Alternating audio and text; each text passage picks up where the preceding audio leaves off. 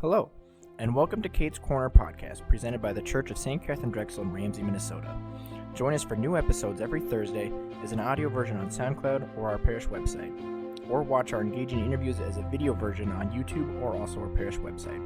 Please share us on Facebook and with your friends, and thank you for joining us. O come, Emmanuel, and ransom captive Israel, that mourns in lonely exile here, until the Son of God appear. Rejoice, rejoice, Emmanuel shall come to you, O Israel.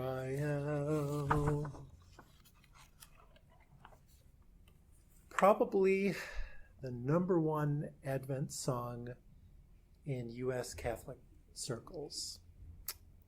Hello, my friends, and thanks for joining us for Kate's Corner, a production of St. Catherine Drexel Catholic Church here in Ramsey, Minnesota. My name is Todd Flowerday, and occasionally I serve you as a podcast host. I'm joined today by my friend and colleague Troy Bauer behind the camera. He will be prompting me every once in a while, especially if I get boring or off track on this. Because the topic today is Advent music. And starting off with O Come, Emmanuel, probably one of the most recognizable holiday songs that's out there. I love finding out about the history of music. I want to know where things come from, how things got put together.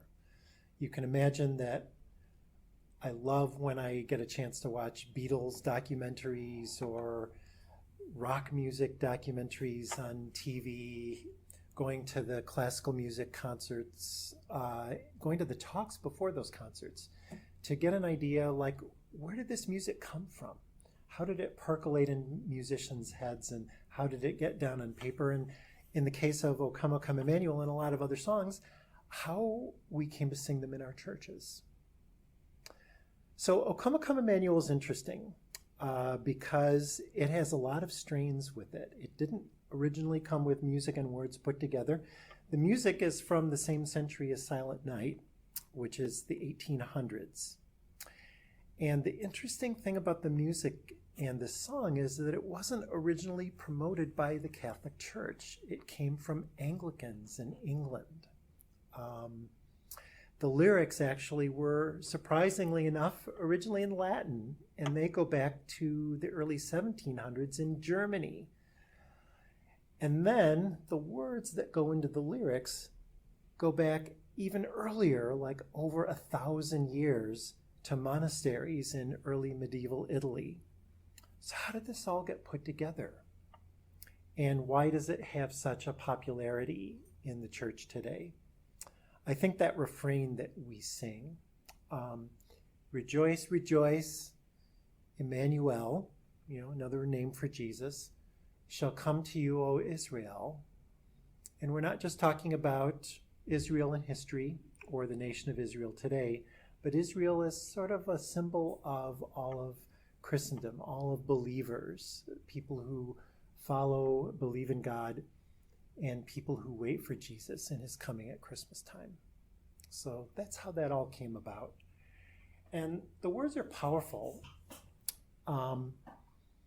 Many modern songwriters have adapted them for modern music, not just what the Germans or the Anglicans came up in centuries past. One of my favorite modern versions of O Come, Emmanuel is in a song by Marty Haugen that goes back to 1982, My Soul in Stillness Waits.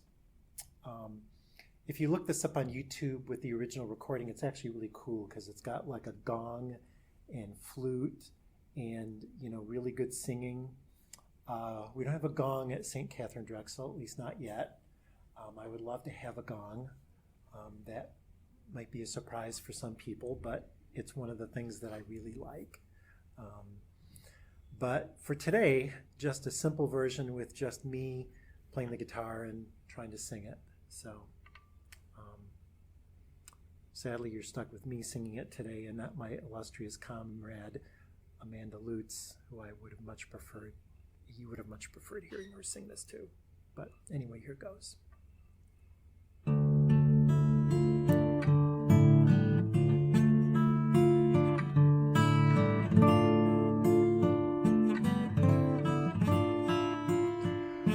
For you, O Lord, my soul in stillness waits.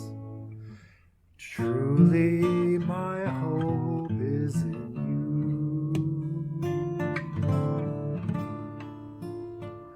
O Lord of light, our only hope of glory, your radiance shines in all who look to you.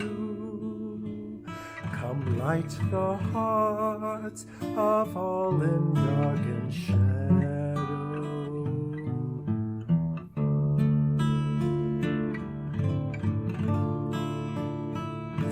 For you, O Lord, my soul in stillness waits.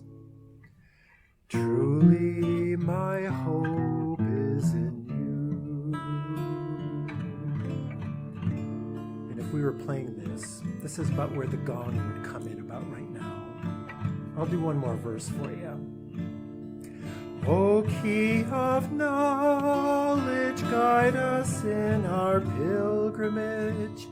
We ever seek, yet unfulfilled remain. Open to us the pathway of your peace.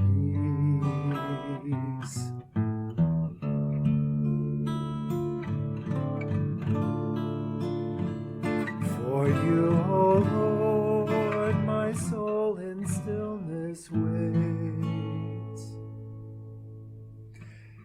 Truly my hope is in you.